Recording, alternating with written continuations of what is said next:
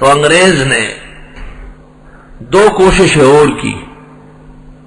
ایک فرقے کو کہا کہ آپ ان کی نماز کو غلط کہیں تاکہ یہ لوگ اپنی مسجدوں میں جھگڑتے رہے اور نماز کی فکر میں لگ جائے اور جہاد بھول جائے.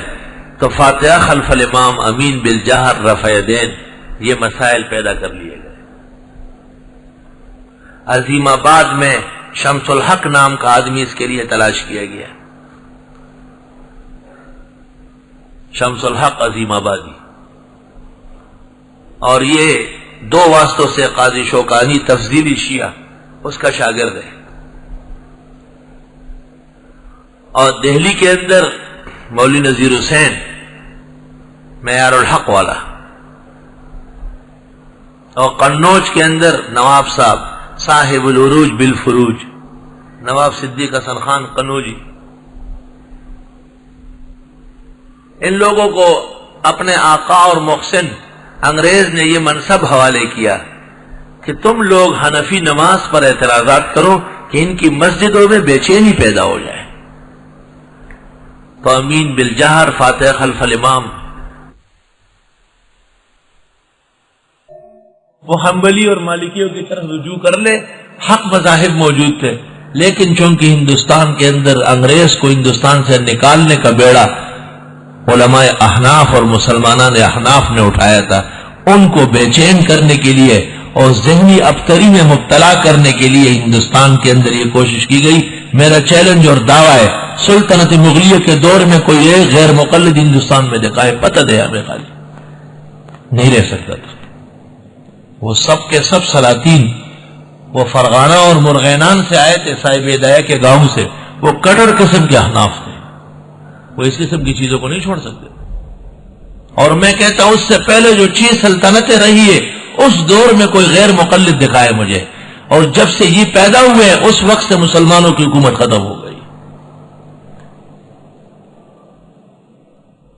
اور ایک اور شخص کو کہا کہ صرف نماز کے اختلافات سے کام نہیں بنے گا بلکہ مجاہدین پر اعتراضات کرو.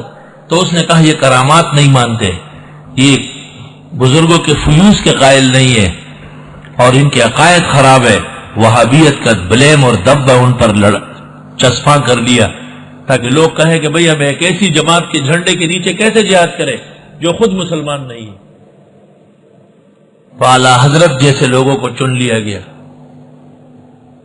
اس لیے ان کے ہاں یہ مسلمہ ہے کہ یہ سب کے سب فرقے یہ انگریز کے دور کے فرقے ہیں. فضائل حلوہ، فضائل پراٹھا، فضائل مکر، فضائل شیرمان لکھے گئے. میں کہتا ہوں فضائل جہاد کے نام پر 2 ورق کوئی احمد رضا خان کے دکھا دے مجھے، 2 ورق، کتاب نہیں چاہیے، 2 ورق دکھا دے.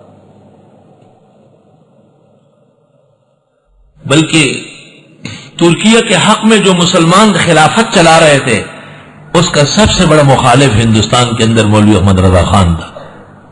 آج پروفیسر مسعود صاحب وغیرہ ان کو بچانے کی کوشش کرتے ہیں اپنی ادبیت اور اردو کی صلاحیت سے، لیکن وہ ایک حقیقت ہے کہ جو کچھ برتن میں ہوتا ہے وہی نظر آتا ہے. الاناء یترشح بما فیہ. شاہ اسماعیل اور سید احمد اور علماء دیوبند ان کے ساتھ بنیادی اختلاف یہ ہے کہ یہ لوگ انگریز کے وجود کو ہندوستان کے لیے کینسر سمجھتے تھے، اور ان کے اولین و آخرین نے ساری کوشش یہ کی ہے کہ کسی طریقے سے اس کو ختم کر دیا جائے اور انگریز کو یہاں سے نکال دیا جائے. جس وقت 1857 میں علماء و طلباء مجاہدین شہید ہو گئے تو بہت سارے اکابر اور اہل دل جو فرش پر تھے لیکن ان کے دل عرش سے جڑے ہوئے تھے وہ سر پکڑ کے بیٹھ گئے کہ یہ تو سارا صفایا ہو گیا ہے، سارے لوگ مارے گئے.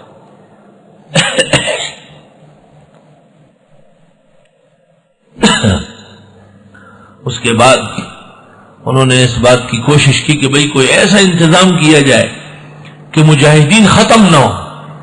یہ دیکھو ایک ایسا انتظام کرو کہ مجاہدین ختم نہ ہو. دارالعلوم دیوبند کی بنیاد اس لیے رکھی گئی. شیخ الہند کا خطاب ہے دیوبند میں، اور انہوں نے کہا ہمارے بڑوں نے دارالعلوم دیوبند کی بنیاد جہاد کے لیے رکھی. اور حقیقت ہے اسی راز کو اس وقت بش اور بلیئر نے پکڑا ہے کہ یہ جو مدرسے ہیں جب تک ان کا وجود دنیا میں قائم ہوگا جہاد و مجاہدین رہیں گے. اگر وہ کمعقل ہے ان کو پتہ نہیں کہ مدرسوں کا وجود اللہ کے فضل اور اللہ کی نصرت و مدد سے قائم ہے. دیکھتے نہیں ہے کہ پاکستان کے مدرسے قطعی طور پر حکومت سے لا تعلق ہے، مستغنی ہے. آج صدر الوفاق فخر المحدثین مولانا سلیم اللہ خان سے بارک اللہ فی حیاتہم القیمہ آج کے جنگ اخبار میں آیا ہے کہ جو دیوبندی مدرسے حکومت سے امداد لے رہے ہیں ان کو وفاق سے باہر نکال لے گیا، وہ دیوبندی نہیں ہو سکتے. آج کا جنگ اخبار ریکارڈ کر لے، آپ آج کے سبق کی موافقت دے گا.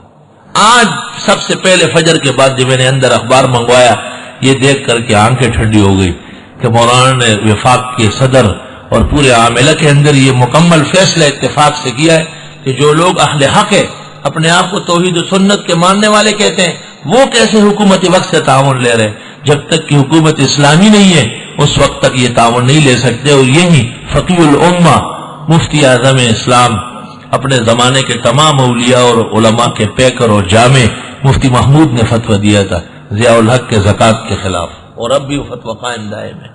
زکوٰۃ خوروں نے اور دین چوروں نے اس فتوے کو کمزور کرنے کی کوشش کی، لیکن ہنوز ابر رحمت درفشانس میں خانہ و مہرین نشانس، وہی فتویٰ قائم دائم ہے. مولانا کا یہ اقدام بھی اس فتوے کی تشریح ہے اور اس پر عمل ہے.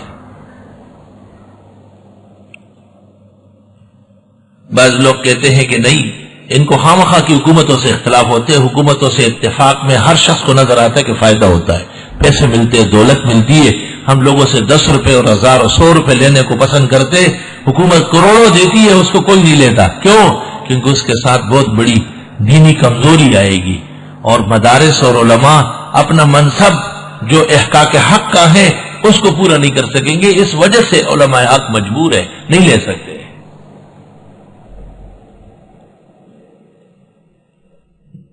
تو یہ جو غیر مقلد پیدا ہوئے ہیں اور یہ جو حنفی اور اولیاء کے نام پر غیر مقلد بنے ہوئے ہیں، اعلیٰ حضرتوں کے پجاری، یہ سب کے سب انگریز کے معین و مددگار ہیں، آج بھی اور اس وقت بھی اور قیامت تک. سب سے پہلے ان مذاہب کو ہٹانا پڑے گا، اور ایک مذہب توحید و سنت کا اس دن عصر و مغرب کے درمیان پورے پاکستان میں اسلامی آئین نافذ ہوگا، بغیر کسی کے نافذ کرنے کے نافذ ہو جائے گا. رکاوٹ یہی ہے. تو انگریز نے 2 کوششیں اور کی. ایک فرقے کو کہا کہ آپ ان کی نماز کو غلط کہیں تاکہ یہ لوگ اپنی مسجدوں میں جھگڑتے رہے اور نماز کی فکر میں لگ جائے اور جہاد بھول جائے. تو فاتحہ خلف الامام امین بالجہر